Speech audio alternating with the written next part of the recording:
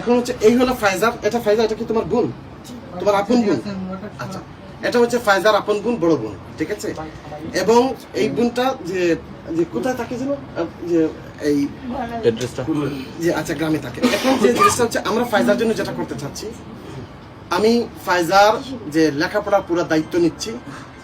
আমি ফাইজার যে নানির যে দাবি, উনি একটা ফলের দোকান চাচ্ছে, আমি একদম পুরা যে একটা ফলের দোকান ওনাকে দিতে রাজি আছি, যাতে উনি এখানে একটা ফলের দোকান, একটা কর্মসংস্থান ব্যবস্থা করে, যাতে ওখান থেকে উনি ব্যবসা করতে পারে, যে পুঁজি টুজি সহ প্রয়োজন হয় 2-1 মাস এই যে ফলের দোকানে যা যা করা লাগে সবকিছু আমি যে আমার ট্রাস্টের পক্ষ থেকে করা হবে, যাতে আমরা এক্সপেক্ট করতেছি ওনার হয়তো মাসের রেভিনিউ মিনিমাম ROI যাকে বলি, রিটার্ন অন ইনভেস্টমেন্ট, মিনিমাম 40-50 হাজার টাকা হয়তো মাসে ওনার আসতে পারে।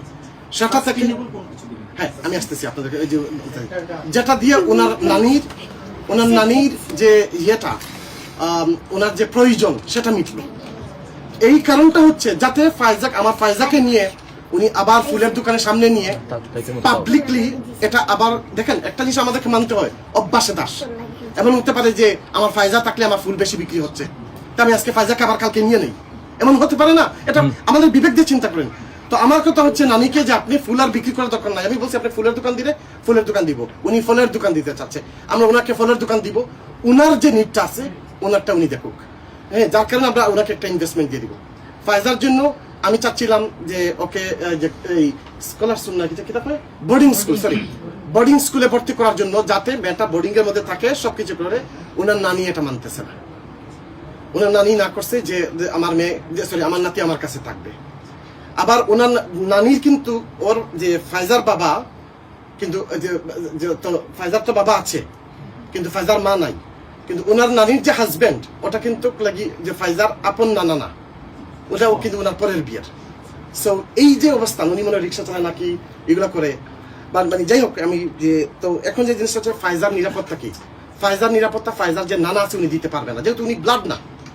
2 নম্বর হচ্ছে নানি দিতে পারবে, কিন্তু নানি যদি দিতে যায় তাহলে সেই জায়গার মধ্যে দেখা যাচ্ছে কি যে এখানের মধ্যে এটা কি বিজনেস হিসেবে নেওয়া যাবে হবে নাকি সত্যিকারের অন্যরকম নেওয়া হবে, কমার্শিয়ালি যেন চিন্তা না হয়।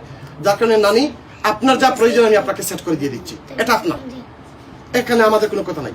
ফাইজার লেখাপড়া, বোর্ডিং স্কুলে যাওয়া, ফাইজাকে মানুষ করা, ফাইজারকে উন্নত লেখাপড়া করানো, এবং ফাইজাকে মনে করেন যে যখন যে ফাইজার যে এই মুহূর্তে যদি আমি ফাইজাকে একটা বিটা বাড়ি দেই, তাও কিন্তু আমি আইনগতভাবে পারতেছি না। সো প্রয়োজনে আমি লিখিতভাবে দিব, at the age of 18 Faiza will receive a house. আমি ফাইজারের 18 বছর বয়সে আমি ফাইজা বিয়ে শাদী দিব, তার বাড়ি করে দিব, সব করে দিব। কিন্তু আমার এখন দরকারটা কি, ফাইজাকে আমার দায়িত্ব দেওয়া।